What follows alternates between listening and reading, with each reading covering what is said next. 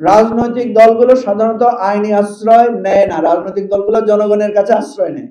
Barrister ফুয়াদকে কেন গ্রেফতার করা হবে বা কি হবে এই ধরনের কথা তো আমি তো বলেছি, এটা পুরোটাই বোগাস একটা প্রচারণা। এবং আপনি বুঝতে পারেন না কেন আমি বুঝলাম না, কারণ আমি তো স্পষ্ট করে বললাম যে ব্যারিস্টার ফুয়াদের একটা পুরাতন বক্তব্য গত বছরের 5ই আগস্ট, সেই আগস্টের একটা বক্তব্যকে পরিকল্পিতভাবে বিভিন্ন জায়গায় ইনবক্সে পাঠিয়ে একটা উত্তেজনা তৈরি করা হয়েছে, অ্যাজ ইফ ব্যারিস্টার ফুয়াদ এখন বলছেন যে উনি ক্যান্টনমেন্ট উড়িয়ে দেওয়ার আহ্বান জানাচ্ছেন। 2024 সালের 5ই আগস্টের একটা বিশেষ পরিস্থিতিতে একটা বিক্ষোভ সমাবেশ থেকে বলা, এটা বাংলাদেশের কোনো মিডিয়াতে সেভাবে প্রচারও হয় নাই। অথচ সেরকম একটা ফুটেজকে এখন এনে এটা এখনকার বক্তব্য বলে প্রচার করা হচ্ছে। এবং আমি দেখেছি অনেক রাজনীতিবিদ এটাকে এখনকার বক্তব্য ধরে নিয়ে আমাদের কাছে জানতে চেয়েছেন।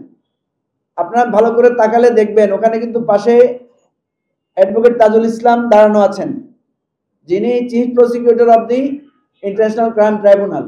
উনি তো আমাদের দল থেকে পদত্যাগ করেছেন প্রায় আজকে 8 মাস 9 মাস হয়ে গেছে। তাহলে উনি ওখানে দাঁড়ায় বক্তৃতা দিলেন কিভাবে? এটা তো বোঝাই যাচ্ছে এটা অনেক পুরানো।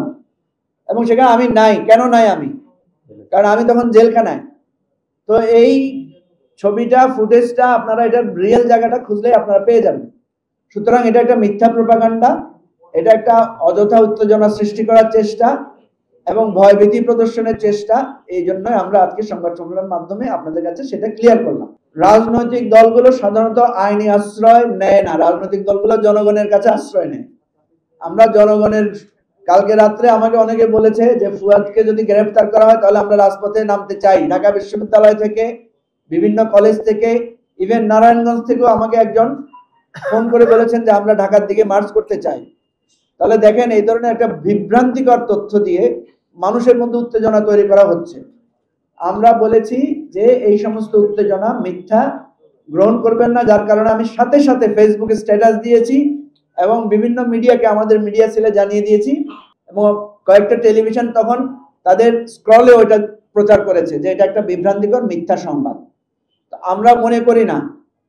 আর দ্বিতীয় হচ্ছে, রাজনৈতিক নেতাদের জন্য জেলখানা এটা হচ্ছে দ্বিতীয় বাসস্থান। সুতরাং এটা আমাদের জন্য কোনো ব্যাপার না। আমরা এটার জন্য আইনগত লড়াই এগুলো করব, যদি জেলে যেতে হয় কখনো আবার করবো, অসুবিধা নেই।